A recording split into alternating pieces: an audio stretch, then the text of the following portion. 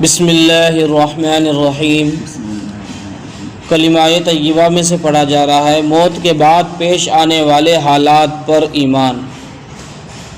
حضرت انس بن مالک رضی اللہ عنہ فرماتے ہیں کہ رسول اللہ صلی اللہ علیہ وسلم نے ارشاد فرمایا، جب قیامت کا دن ہوگا تو پریشانی کی وجہ سے لوگ ایک دوسرے کے پاس بھاگے بھاگے پھریں گے، چنانچہ حضرت آدم علیہ السلام کے پاس جائیں گے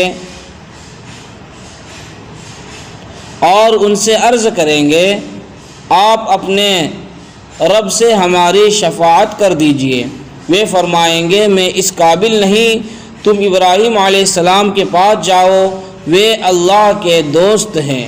یہ ان کے پاس جائیں گے، وہ فرمائیں گے، میں اس قابل نہیں ہوں، لیکن تم موسیٰ علیہ السلام کے پاس جاؤ، وہ کلیم اللہ یعنی اللہ سے باتیں کرنے والے ہیں۔ یہ ان کے پاس جائیں گے، وہ بھی یہی کہیں گے کہ میں اس قابل نہیں، لیکن تم عیسیٰ علیہ السلام کے پاس جاؤ، وہ روح اللہ اور کلیمت اللہ ہیں۔ یہ ان کے پاس جائیں گے، وہ بھی فرمائیں گے، میں اس قابل نہیں، البتہ تم محمد صلی اللہ علیہ وسلم کے پاس جاؤ۔ چنانچہ وہ لوگ میرے پاس آئیں گے، میں کہوں گا، بہت اچھا، شفاعت کا حق مجھے حاصل ہے۔ اس کے بعد میں اپنے رب سے اجازت مانگوں گا، مجھے اجازت مل جائے گی، اور اللہ تعالیٰ میرے دل میں اپنی ایسی تعریفیں ڈالیں گے جو اس وقت مجھے نہیں آتی۔ میں انہی کلمات کے ساتھ اللہ تعالیٰ کی تعریف کروں گا اور سجدے میں گر جاؤں گا۔ ارشاد ہوگا، محمد علیہ السلام، سر اٹھاؤ، کہو تمہاری بات مانی جائے گی، مانگو ملے گا، شفاعت کرو قبول کی جائے گی۔ میں عرض کروں گا، اے میرے رب، میری امت یعنی میری امت کو بخش دیجئے۔ مجھ سے کہا جائے گا، جاؤ، جس کے دل میں جو کے دانے کے برابر بھی ایمان ہو، اسے بھی جہنم سے نکال لو۔ میں جاؤں گا اور حکم کی تعمیل کروں گا، واپس آ کر پھر انہی کلمات کے ساتھ اللہ تعالیٰ کی تعریف کروں گا اور سجدے میں گر جاؤں گا۔ ارشاد ہوگا، محمد صلی اللہ علیہ وسلم، سر اٹھاؤ، کہو تمہاری بات مانی جائے گی، مانگو ملے گا، شفاعت کرو قبول کی جائے گی۔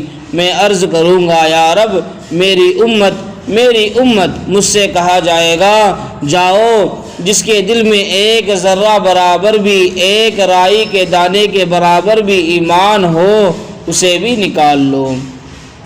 میں جاؤں گا اور حکم کی تعمیل کروں گا، واپس آ کر پھر انہی کلمات کے ساتھ اللہ تعالیٰ کی تعریف کروں گا اور سجدے میں گر جاؤں گا۔ ارشاد ہوگا، محمد صلی اللہ علیہ وسلم، سر اٹھاؤ، کہو تمہاری بات مانی جائے گی، مانگو ملے گا، شفاعت کرو قبول کی جائے گی۔ میں عرض کروں گا، یا رب، میری امت۔ مجھ سے کہا جائے گا، جاؤ، جس کے دل میں ایک رائی کے دانے سے بھی کم تر ایمان ہو، اسے بھی نکال لو۔ میں جاؤں گا اور حکم کی تعمیل کر کے چوتھی بار پھر واپس آؤں گا اور پھر انہی کلمات کے ساتھ اللہ تعالیٰ کی تعریف کروں گا اور سجدے میں گر جاؤں گا۔ ارشاد ہوگا، محمد صلی اللہ علیہ وسلم، سر اٹھاؤ، کہو تمہاری بات مانی جائے گی، مانگو ملے گا، شفاعت کرو قبول کی جائے گی۔ میں عرض کروں گا، میرے رب، مجھے ان کے نکالنے کی بھی اجازت دیجیے جنہوں نے کلمہ لا الہ الا اللہ پڑھا ہو۔ اللہ تعالیٰ ارشاد فرمائیں گے، میری عزت کی قسم، میرے اونچے مرتبے کی قسم، میری بڑائی کی قسم اور میری بزرگی کی قسم، جنہوں نے یہ کلمہ پڑھ لیا ہے، انہیں تو میں ضرور جہنم سے خود نکال لوں گا۔ اللہ اکبر، کتنی بڑی بات ہے۔ لیکن آج ہم کیا ہیں؟ پھر بھی غفلت کے اندر ہیں۔ اللہ تعالیٰ ہم سے کتنی محبت کرتے ہیں، یہاں تک فرمایا کہ اگر کوئی ایک مرتبہ بھی کلمہ طیبہ لا الہ الا اللہ محمد رسول اللہ کہے گا، اللہ تعالیٰ فرماتے ہیں کہ میں تو اسے خود جہنم سے نکال لوں گا۔ لیکن پہلے کہاں جائے گا؟ وہ جہنم کے اندر جائے گا۔ تو ہم اتنی نوبت ہی آنے نہیں دیں گے کہ ہم جہنم کے اندر جائیں۔ جو احکامات اللہ تعالیٰ کے بتائے ہوئے ہیں ان احکامات کو پورے کرنے والے بنیں اور نبی کریم صلی اللہ علیہ وسلم کی زندگی کو اپنے اندر لائیں گے تو اللہ تعالیٰ بخوشی ہمیں جنت کے اندر داخل کرے گا۔ حضرت ابو سعید خدری رضی اللہ عنہ کی حدیث میں اس طرح ہے کہ چوتھی بار آپ صلی اللہ علیہ وسلم کی بات کے جواب میں اللہ تعالیٰ ارشاد فرمائیں گے فرشتے بھی شفاعت کر چکے، انبیاء علیہ الصلاۃ والسلام بھی شفاعت کر چکے اور مومنین بھی شفاعت کر چکے، اب ارحم الراحمین کے علاوہ اور کوئی باقی نہیں رہا۔ چنانچہ اللہ تعالیٰ مٹھی بھر کر ایسے لوگوں کو جہنم سے نکال لیں گے جنہوں نے پہلے کبھی کوئی بھلائی کا کام نہ کیا ہوگا۔ وہ لوگ جہنم میں جل کر کوئلہ ہو چکے ہوں گے۔ جنت کے دروازوں کے سامنے ایک نہر ہے جسے نہر حیات کہا جاتا ہے۔ اللہ تعالیٰ اس میں ان لوگوں کو ڈال دیں گے، وہ اس میں سے فوراً تر و تازہ ہو کر نکل آئیں گے، جیسے دانہ سیلاب کے کوڑے میں پانی اور کھاد ملنے کی وجہ سے فوراً اگ آتا ہے، اور یہ لوگ موتی کی طرح صاف ستھرے اور چمکدار ہو جائیں گے۔ ان کی گردنوں میں سونے کے پڑے ہوئے ہوں گے، جن سے جنتی ان کو پہچانیں گے کہ یہ لوگ جہنم کی آگ سے اللہ تعالیٰ کے آزاد کیے ہوئے ہیں۔ انہیں اللہ تعالیٰ نے بنا کسی نیک عمل کیے ہوئے جنت میں داخل کر دیا ہے۔ پھر اللہ تعالیٰ ان سے فرمائیں گے جنت میں داخل ہو جاؤ، جو کچھ تم نے جنت میں دیکھا وہ سب تمہارا ہے۔ وہ کہیں گے ہمارے رب، آپ نے ہمیں وہ کچھ عطا فرمایا جو دنیا میں کسی کو نہیں دیا۔ اللہ تعالیٰ فرمائیں گے میرے پاس تمہارے لیے اس سے افضل نیک نعمت ہے۔ وہ عرض کریں گے ہمارے رب اس سے افضل کیا نعمت ہوگی؟ اللہ تعالیٰ فرمائیں گے میری رضا، یعنی میری خوشنودی، اس کے بعد اب میں تم سے کبھی ناراض نہیں ہوں گا۔ فائدہ حدیث شریف میں حضرت عیسیٰ علیہ السلام کو روح اللہ اور کلمۃ اللہ اس وجہ سے کہا گیا کہ ان کی پیدائش بنا باپ کے صرف اللہ تعالیٰ کے حکم کن سے اس طرح ہوئی ہے کہ جبرائیل علیہ الصلاۃ والسلام نے اللہ تعالیٰ کے حکم سے ان کی ماں کے گریبان میں پھونکا، جس سے وہ ایک روح اور جاندار چیز بن گئے۔ حضرت عمران بن حسین رضی اللہ عنہما روایت کرتے ہیں کہ رسول اللہ صلی اللہ علیہ وسلم نے ارشاد فرمایا لوگوں کی ایک جماعت جن کا لقب جہنمی ہوگا حضرت محمد صلی اللہ علیہ وسلم کی شفاعت پر جہنم سے نکل کر جنت میں داخل ہوں گے۔ ہمارے حضور پاک صلی اللہ علیہ وسلم کی شفاعت کتنی بڑی ہے؟ بولے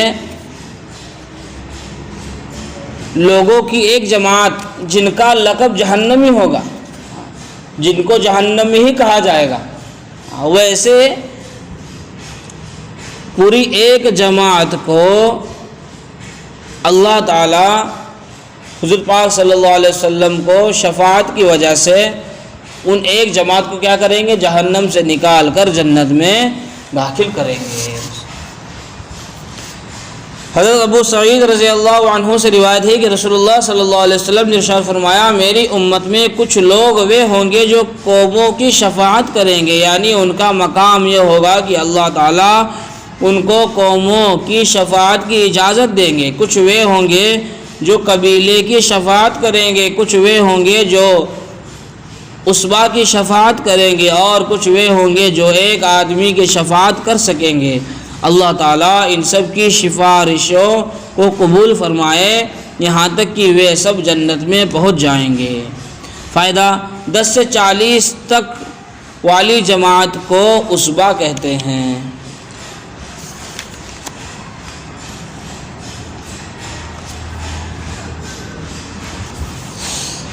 نماز میں سے پڑھا جا رہا ہے سنت و نوافل۔ حضرت ابو مالک اشعری رضی اللہ عنہ سے روایت ہے کہ رسول اللہ صلی اللہ علیہ وسلم نے ارشاد فرمایا جنت میں ایسے بالا خانے ہیں جن میں اندر کی چیزیں باہر سے اور باہر کی چیزیں اندر سے نظر آتی ہیں۔ یہ بالا خانے اللہ تعالیٰ نے ان لوگوں کے لیے تیار کیے ہیں جو لوگوں کو کھانا کھلاتے ہیں، اچھی طرح سلام پھیلاتے ہیں اور رات کو اس وقت نماز پڑھتے ہیں جب لوگ سو رہے ہوتے ہیں۔ دیکھو کتنی بڑی حدیث ہے۔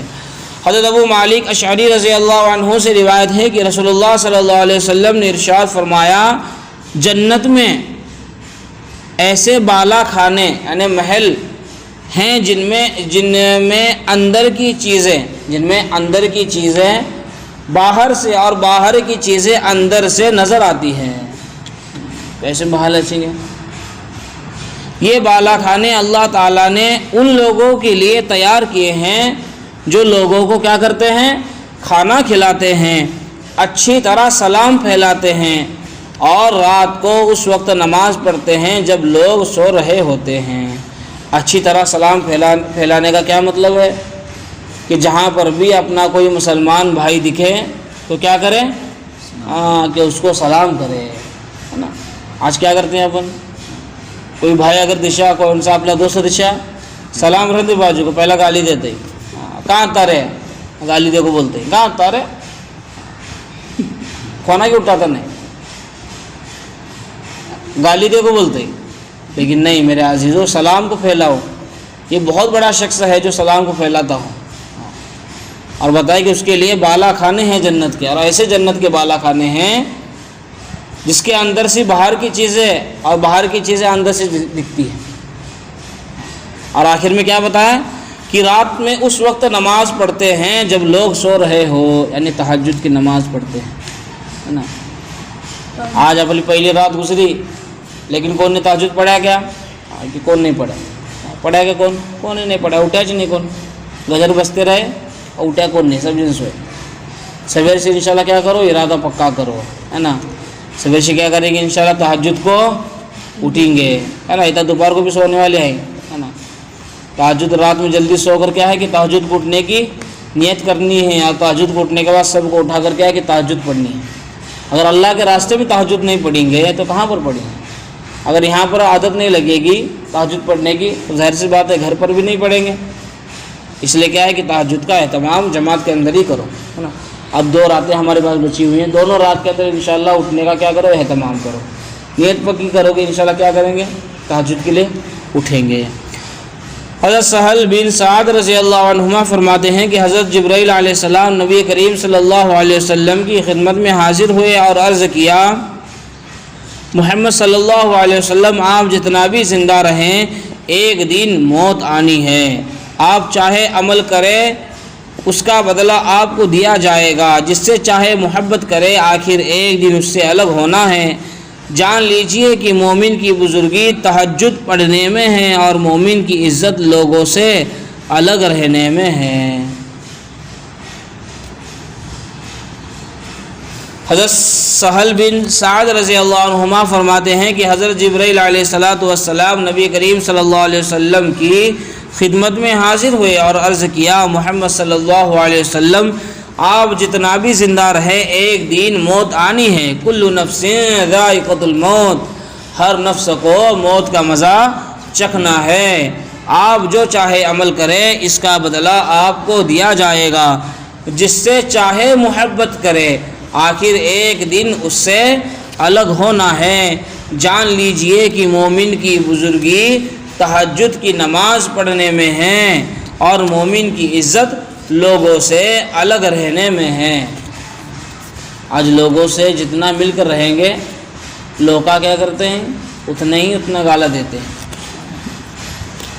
اتنا ہی برا بلا جانے کے بعد کہتے ہیں۔ اپن کیا سوچتے ہیں؟ لوگوں کے ساتھ مل کر رہیں گے تو لوگ کیا کریں گے؟ اپنی عزت کریں گے۔ نہیں، ایسا نہیں ہے۔ تم جتنا لوگوں سے الگ رہیں گے لوگ اتنی تمہاری عزت کریں گے۔ لوگوں سے الگ رہیں گے تو لوگ کیا کہیں گے؟ سمجھ، ارے سمجھ کہاں رہتا ہے؟ تو اپنے کاموں میں رہتا ہے تو سمجھ کیا کہے گا؟ نہیں کچھ کام ہے اس لیے ملنا نہیں ہوتا ہے۔ تو لوگوں کے دل کے اندر عزت ہوگی، پتہ نہیں کیا کام کر رہا ہے، کتنا بڑا کام کر رہا ہے، لوگ عزت کرنی شروع کریں گے۔ اور اگر روزانہ جا کر ملے گا اور ہمیشہ لوگوں کے ساتھ رہے گا تو کیا کہیں گے؟ ایسے کام دھندہ ہی نہیں ہے، جب دیکھو تو ہمارے ساتھ آ کے کہ ہنسی مذاق کرتے رہتا ہے، ٹھٹے اڑاتے رہتا ہے۔ اس لیے فرمایا کہ مومن کی عزت یعنی مسلمان کی عزت لوگوں سے الگ رہنے میں ہے۔ حضرت عبداللہ بن عمرو بن عاص رضی اللہ عنہما سے روایت ہے کہ رسول اللہ صلی اللہ علیہ وسلم نے مجھ سے ارشاد فرمایا، عبداللہ تم فلاں کی طرح مت ہو جانا کہ وہ رات کو تہجد پڑھا کرتا تھا پھر تہجد چھوڑ دی۔ سنو، حضرت عبداللہ بن عمرو بن عاص رضی اللہ عنہ سے روایت ہے کہ رسول اللہ صلی اللہ علیہ وسلم نے مجھ سے ارشاد فرمایا، عبداللہ تم فلاں یعنی اس کے طرح مت ہو جانا کہ وہ کیا کرتا تھا، رات کو تہجد پڑھا کرتا تھا پھر اس نے کیا کر دیا، تہجد پڑھنا چھوڑ دیا۔ تم اس کے جیسا مت ہونا، اگر تہجد پڑھتے ہو تو روزانہ کیا کرو، تہجد پڑھتے رہا کرو۔ فائدہ مطلب یہ ہے کہ بنا کسی عذر کے اپنی دینی معمول کو چھوڑنا اچھی بات نہیں ہے۔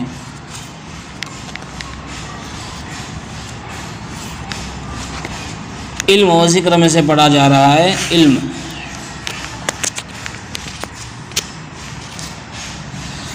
حضرت جندب بن عبداللہ اجدی رضی اللہ عنہ سے روایت ہے کہ رسول اللہ صلی اللہ علیہ وسلم نے ارشاد فرمایا، اس آدمی کی مثال جو لوگوں کو بھلائی کی بات سکھائے اور اپنے آپ کو بھلا دے، خود عمل نہ کرے، اس چراغ کی سی ہے جو لوگوں کے لیے روشنی کرتا ہے لیکن خود کو جلا دیتا ہے۔ حضرت جندب بن عبداللہ ازدی رضی اللہ عنہ سے روایت ہے کہ رسول اللہ صلی اللہ علیہ وسلم نے ارشاد فرمایا، اس آدمی کی مثال جو لوگوں کو بھلائی کی بات سکھائے اور اپنے آپ کو بھلا دے، خود عمل نہ کرے، اس چراغ کی سی ہے جو لوگوں کے لیے روشنی کرتا ہے لیکن خود کو جلا دیتا ہے۔ کیا بولے سو ہے؟ اس کے اندر یہ بتایا سو ہے کہ دوسروں کو تو اچھائی کا حکم کرتا ہے لیکن خود کیا ہے کہ وہی غلط کام کرتا ہے۔ دوسروں کو کہتا ہے کہ یہ کام غلط ہے، یہ کام نہ کرو، اور خود جا کر کیا ہے کہ وہی کام کرتا ہے۔ حضرت عبداللہ بن عمرو رضی اللہ عنہما سے روایت ہے کہ رسول اللہ صلی اللہ علیہ وسلم نے ارشاد فرمایا، کچھ علم رکھنے والے علمی سوجھ بوجھ نہیں رکھتے، علم کے ساتھ جو سمجھ بوجھ ہونی چاہیے اس سے خالی ہوتے ہیں، اور جس کا علم اسے فائدہ نہ پہنچائے تو اس کی جہالت اسے نقصان پہنچائے گی۔ قرآن کریم کو تم حقیقت میں اس وقت پڑھنے والے شمار ہوں گے جب تک وہ قرآن تمہیں گناہوں اور برائیوں سے روکتا رہے، اور اگر وہ تمہیں نہ روکے تو تم اس کو حقیقت میں پڑھنے والے ہی نہیں۔ اس لیے کیا کرنا ہے، قرآن کو پڑھتے رہنا ہے۔ اگر قرآن نہیں آتا تو قرآن کو کیا کرنا ہے، سیکھنا ہے نا۔ ہمارے یہاں بڑوں کا مکتب شروع ہوا تھا لیکن مسجدیں بند ہونے کی وجہ سے بند ہو گیا، لیکن انشاءاللہ کیا کریں گے، اب تھوڑے دن کے بعد اس کو اور ایک مرتبہ اوپن کر دیں گے، یعنی کھول دیں گے، ہے نا۔ اور انشاءاللہ کیا کریں گے، جو ساتھی اس کے اندر پڑھا کرتے تھے وہ کیا کریں کہ روزانہ آ کر قرآن شریف کو سیکھیں۔ قرآن بہت بڑی چیز ہے، یہ براہ راست اللہ تعالیٰ کی زبانی ہے، اس کو جتنا پڑھیں گے اتنا فائدہ ہے۔ اور قرآن ایسی چیز ہے، یہاں تک بتایا کہ اس کا پڑھنا تو ثواب ہے ہی ہے، یہاں تک کہ اس کو چھونا بھی ثواب ہے، اس کا دیکھنا بھی ثواب ہے، اور اس کا سننا بھی ثواب ہے۔ بتاؤ کیسی چیز ہے؟ بولے قرآن کو دیکھنا بھی، محبت کی نظر سے قرآن کو دیکھنا بھی ثواب ہے، اس کو چھونا بھی ثواب ہے، اور کیا ہے کہ اس کو سننا بھی ثواب ہے، اور پڑھنا تو ثواب ہے ہی ہے۔ اکرام مسلم میں سے پڑھا جا رہا ہے حسن اخلاق، یعنی اخلاق کیسے ہونے چاہیے، مسلمانوں کے اخلاق، ہمارے اخلاق کیسے ہونے چاہیے، حدیث سے بتا رہے ہیں۔ حضرت ابن عباس رضی اللہ عنہما سے روایت ہے کہ رسول اللہ صلی اللہ علیہ وسلم نے ارشاد فرمایا، لوگوں کو دین سکھاؤ اور خوشخبریاں سناؤ اور دشواریاں پیدا نہ کرو، اور جب تم میں سے کسی کو غصہ آئے تو اسے چاہیے کہ خاموشی اختیار کر لے۔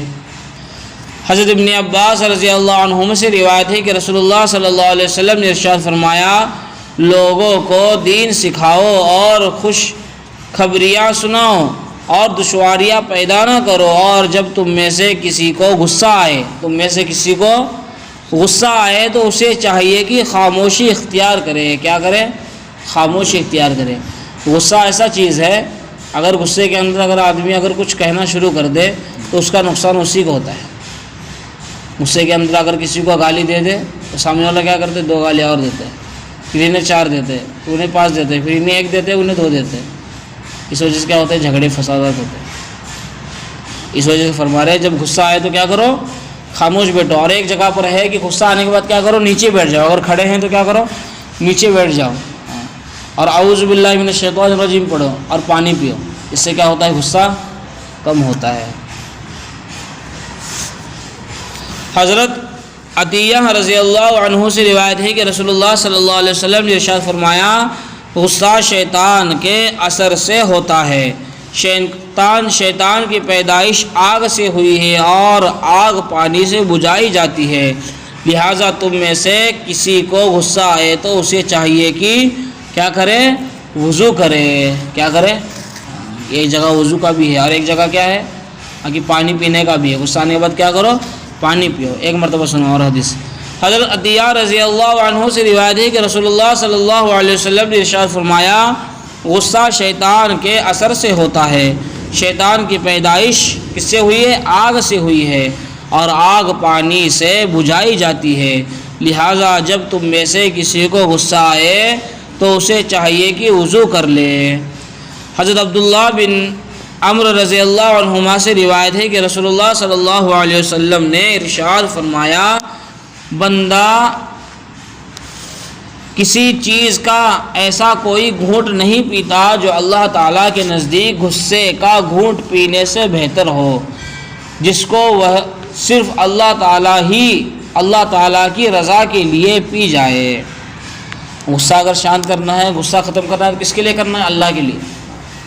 اگر غصہ آئے تو غصے کو کیا کرو؟ وہیں پر دباؤ، اس کو ختم کرو، پانی پیو، وضو کرو اور دل میں ارادہ کرو، دل میں نیت کرو کہ میں جو غصہ برداشت کرنے لگے، غصہ جو کم کرنے لگے، اللہ کے لیے کرنے لگے، کیونکہ اللہ کو غصہ پسند نہیں ہے۔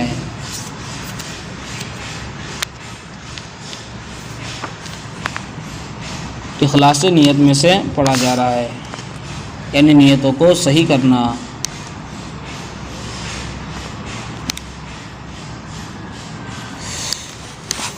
ام المؤمنین حضرت عائشہ رضی اللہ عنہا بیان کرتی ہیں کہ میں نے رسول اللہ صلی اللہ علیہ وسلم سے آیت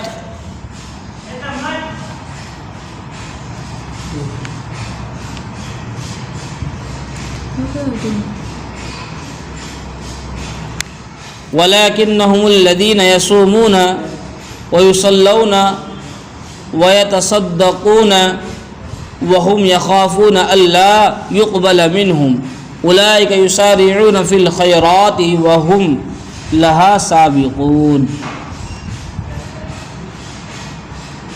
جس میں اللہ تعالیٰ کا ارشاد ہے، اور جو لوگ دیتے ہیں، جو کچھ بھی دیتے ہیں اور اس پر بھی ان کے دل ڈرتے رہتے ہیں۔ حضرت عائشہ رضی اللہ عنہا نے عرض کیا، کیا اس آیت میں وہ لوگ مراد ہیں جو شراب پیتے ہیں اور چوری کرتے ہیں، یعنی کیا ان کا ڈرنا گناہوں کے ڈرنے کی وجہ سے ہے؟ نبی کریم صلی اللہ علیہ وسلم نے ارشاد فرمایا، صدیق کی بیٹی، یہ مراد نہیں بلکہ اس آیت کریمہ میں ان لوگوں کا ذکر ہے جو روزہ رکھنے اور نماز پڑھنے والے اور صدقہ و خیرات کرنے والے ہیں، اور وہ اس بات سے ڈرتے ہیں کہ کسی خرابی کی وجہ سے ان کے نیک اعمال قبول نہ ہو۔ یہی وہ لوگ ہیں جو دوڑ کر بھلائیاں حاصل کر رہے ہیں، اور یہی لوگ ان بھلائیوں کی طرف بڑھ جانے والے ہیں۔ حضرت سعد رضی اللہ عنہ فرماتے ہیں کہ میں نے رسول اللہ صلی اللہ علیہ وسلم کو ارشاد فرماتے ہوئے سنا، اللہ تعالیٰ پرہیزگار مخلوق سے بے نیاز، ممنام گمنام بندے کو پسند کرتے ہیں۔ حضرت سعد رضی اللہ عنہ فرماتے ہیں کہ میں نے رسول اللہ صلی اللہ علیہ وسلم کو ارشاد فرماتے ہوئے سنا، اللہ تعالیٰ پرہیزگار مخلوق سے بے نیاز گمنام بندے کو کیا کرتے ہیں؟ پسند فرماتے ہیں۔ دھیان نہیں کسی کا۔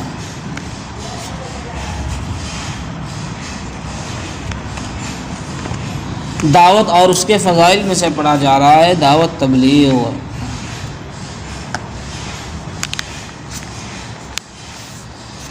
حضرت ابو ہریرہ رضی اللہ عنہ سے روایت ہے کہ رسول اللہ صلی اللہ علیہ وسلم نے ارشاد فرمایا، جو آدمی ہدایت اور خیر کے کاموں کی دعوت دے اس کو ان تمام لوگوں کے عمل کے برابر اجر ملتا رہے گا جو اس بھلائی کی پیروی کرے گا، اور پیروی کرنے والوں کے اپنے ثواب میں کوئی کمی نہ ہوگی۔ اسی طرح جو گمراہی کے کاموں کی طرف بلائے گا اسے ان سب کے عمل کا گناہ ملتا رہے گا جو اس گمراہی کی پیروی کریں گے، اور اس کی وجہ سے ان پیروی کرنے والوں کے گناہوں میں کوئی کمی نہ ہوگی۔ اس لیے کیا ہے کہ گناہوں سے بچا کرو، گناہوں سے کیا کرو کہ بچا کرو، اور دوسروں کو بھی بچایا کرو۔ اگر ہمارا گناہ دیکھ کر اگر کوئی وہی گناہ کرے گا تو فرماتے ہیں کہ اس کا گناہ تو اسے ملے گا ہی، لیکن اس کا گناہ ہمیں بھی ملے گا، کیونکہ وہ گناہ کس کو دیکھ کے کر رہا ہے؟ ہمیں دیکھ کر کر رہا ہے۔ اس لیے کیا کرو؟ گناہوں سے بچو، گناہوں سے بچو، گناہوں سے بچو۔ حضرت علقمہ بن سعید رضی اللہ عنہ فرماتے ہیں کہ ایک بار رسول اللہ صلی اللہ علیہ وسلم نے بیان فرمایا جس میں کچھ مسلمان قوموں کی تعریف فرمائی، پھر ارشاد فرمایا، یہ کیا بات ہے کہ کچھ قومیں اپنے پڑوسیوں میں نہ دین کی سمجھ پیدا کرتی ہیں، نہ ان کو دین سکھاتی ہیں، نہ ان کو نصیحت کرتی ہیں، نہ ان کو اچھی باتوں کا حکم کرتی ہیں، اور نہ ان کو بری باتوں سے روکتی ہیں۔ اور کیا بات ہے کہ کچھ قومیں اپنے پڑوسیوں سے نہ علم رکھتی ہیں، نہ دین کی سمجھ حاصل کرتی ہیں، اور نہ نصیحت قبول کرتی ہیں۔ اللہ تعالیٰ کی قسم، یہ لوگ اپنے پڑوسیوں کو علم سکھائیں، ان میں دین کی سمجھ پیدا کریں، ان کو نصیحت کرے، انہیں اچھی باتوں کا حکم کرے، بری باتوں سے روکے، اور دوسرے لوگ اپنے پڑوسیوں سے دین سیکھیں، ان سے دین کی سمجھ حاصل کرے اور ان کی نصیحت قبول کرے۔ اگر ایسا نہ ہوا تو میں ان سب کو دنیا ہی میں سخت سزا دوں گا۔ اس کے بعد رسول اللہ صلی اللہ علیہ وسلم ممبر سے نیچے تشریف لائے، لوگوں سے اس کا چرچا ہوا کہ اس سے رسول اللہ صلی اللہ علیہ وسلم نے کون سی قوم مراد لی ہے۔ لوگوں نے کہا اشعری قوم کے لوگ مراد ہیں کہ وہ علم والے ہیں اور ان کے آس پاس کے دیہاتی دین سے نا واقف ہیں۔ یہ خبر اشعری لوگوں کو پہنچی، وہ رسول اللہ صلی اللہ علیہ وسلم کی خدمت میں حاضر ہوئے اور عرض کیا، اے اللہ کے رسول صلی اللہ علیہ وسلم، آپ نے کچھ قوموں کی تعریف کی اور ہم پر ناراضگی کا اظہار فرمایا، ہمارا کیا قصور ہے؟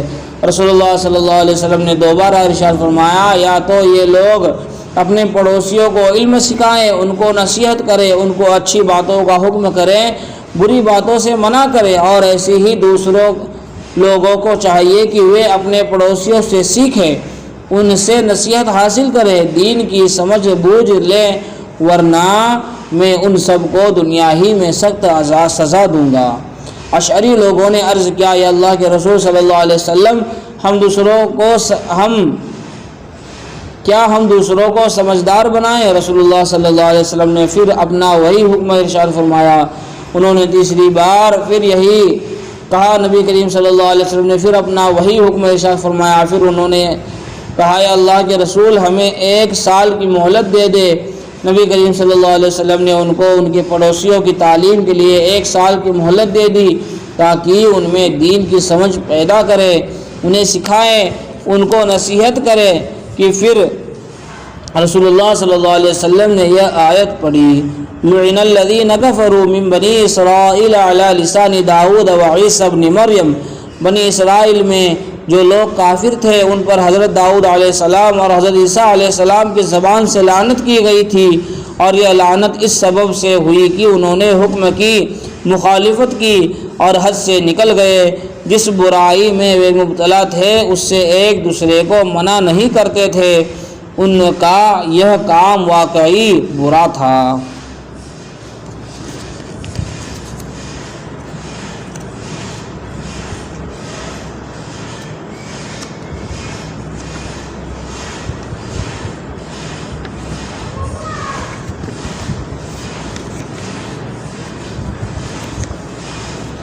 لا یعنی سے بچنا۔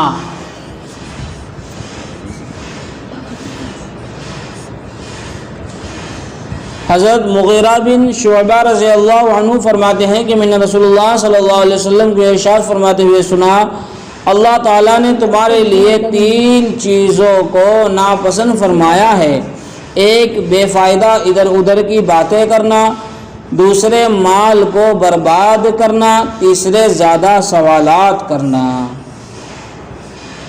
کیا کہا؟ حضرت مغیرہ بن شعبہ رضی اللہ عنہ فرماتے ہیں کہ میں نے رسول اللہ صلی اللہ علیہ وسلم کو یہ ارشاد فرماتے ہوئے سنا، اللہ تعالیٰ نے تمہارے لیے 3 چیزوں کو ناپسند فرمایا ہے۔ اللہ نے تمہارے لیے 3 چیزوں کو ناپسند فرمایا ہے، ایک بے فائدہ ادھر ادھر کی باتیں کرنا، اڑان ٹپو باتیں کرتے نا اپن، وہ باتیں کرنا، ادھر ادھر کی باتیں کرنا، دوسرے مال کو برباد کرنا، بلا وجہ پیسوں کو خرچ کرنا، اور تیسرے زیادہ سوالات کرنا، زیادہ بات چیت کرنا، زیادہ سوالات کرنا، یہ ایسا کی، یہ ایسا تو ویسا کی، وہ ایسا تو ڈبل پیسہ کی، ایسا ویسا نہیں کرنے کا، سوالات نہیں کرنے کا۔ حضرت عمار رضی اللہ عنہ روایت کرتے ہیں کہ رسول اللہ صلی اللہ علیہ وسلم نے ارشاد فرمایا، دنیا میں جس آدمی کے 2 رخ ہوں، دنیا میں جس آدمی کے 2 رخ، 2 راستے ہو، یعنی منافق کی طرح مختلف لوگوں سے مختلف قسم کی باتیں کرے، تو قیامت کے دن اس کے منہ میں آگ کی 2 زبانیں ہوں گی، ہے نا۔ ریاض کے پاس جا کر کیا کرتا ہے؟ الگ بات کرتا ہے، اور پھر کیا ہے کہ ارشد کے پاس جا کر اور الگ بات کرتا ہے، یا ارشد کے پاس آ کر ریاض کی باتیں کرتا ہے، اور ریاض کے پاس جا کر ارشد کی باتیں کرتا ہے، 2 زبانیں رکھتا ہے، یعنی 2 منہ کے حساب سے باتیں کرتا ہے۔ فرماتے ہیں کہ قیامت کے دن اس کے زبان میں آگ کی 2، اس کے منہ میں آگ کی 2 زبانیں ہوں گی۔ حضرت معاذ رضی اللہ عنہ نے عرض کیا، اے اللہ کے رسول صلی اللہ علیہ وسلم، مجھے ایسا عمل بتا دیجئے جو مجھے جنت میں داخل کر دے۔ آپ صلی اللہ علیہ وسلم نے ارشاد فرمایا، اللہ تعالیٰ پر ایمان لاؤ اور بھلی بات کہو، تمہارے لیے اجر لکھا جائے گا، اور بری بات نہ کہو، تمہارے لیے کیا لکھا جائے گا؟ بری بات کرنے سے گناہ لکھا جائے گا۔ حضرت معاویہ بن ہدا رضی اللہ عنہ فرماتے ہیں کہ میں نے رسول اللہ صلی اللہ علیہ وسلم کو ارشاد فرماتے ہوئے سنا، اس آدمی کے لیے بربادی ہے جو لوگوں کو ہنسانے کے لیے جھوٹ بولے، اس کے لیے تباہی ہے، اس کے لیے تباہی ہے۔ غور سے سنو۔ حضرت معاویہ بن ہدا رضی اللہ عنہ فرماتے ہیں کہ میں نے رسول اللہ صلی اللہ علیہ وسلم کو ارشاد فرماتے ہوئے سنا، اس آدمی کے لیے بربادی ہے جو لوگوں کو ہنسانے کے لیے، لوگوں کو صرف لوگ ہنسنا، لوگ کیا کرنا؟ میری باتوں کو سن کر ہنسنا، اس لیے اس کے لیے کیا کرتا ہے کہ جھوٹ بولتا ہے۔ فرماتے ہیں کہ اس کے لیے تباہی ہے، اس کے لیے تباہی ہے۔ یہ جتنی حدیثیں پڑھی گئی ہیں، اس میں سے جتنی حدیثیں سمجھ گئی ہیں، کیا کرنا ہے؟ اس پر عمل کرنے کی کوشش کرنا ہے۔ اللہ تعالی ہم تمام کو عمل کرنے کی توفیق عطا فرمائے۔ وآخر الدعوانا ان الحمد للہ رب العالمین۔ بسم اللہ الرحمن الرحیم۔